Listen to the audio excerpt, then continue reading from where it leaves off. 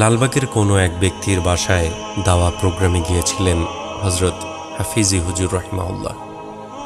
Programme শেষ হওয়ার পর দাওয়াতকারী হাফিজি হুজুর রাহমাতুল্লাহি আলাইকে 500 টাকা হাদিয়া দিলেন। হযরত জিজ্ঞাসা করলেন, এত টাকা কেন দিলেন?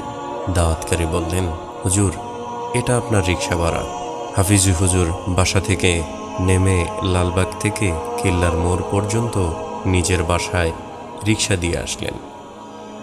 এবার রিকশা থেকে নেমে 500 টাকার নোটটি রিকশাওয়ালাকে দিয়ে দিলেন। রিকশাওয়ালা বলল, হুজুর, আমার নিকট এত বড় নোটের ভাঙতি নেই। তিনি বললেন, এ টাকা তোমার, তুমি রেখে দাও। রিকশাওয়ালা বলল, হুজুর, আপনি ভুল করছেন না তো?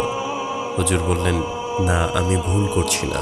আমি যে বাড়িতে দাওয়াতে গিয়েছিলাম সে বাড়িওয়ালা টাকাটা তোমার জন্য দিয়েছে। রিকশাওয়ালা হুজুরের মুখের দিকে ফ্যালফ্যাল করে তাকিয়ে আছে। হযরত হাফিজি হুজুর রাহিমাহুল্লাহ আলাইহি বললেন, টাকাটা তুমি নিয়ে যাও, বাড়িওয়ালা বলেছে এটা আপনার রিকশা ভাড়া। আমি তোমার রিকশায় আসলাম, তাই এটা তোমারই প্রাপ্য। একবার ভাবুন, আল্লাহু আকবার।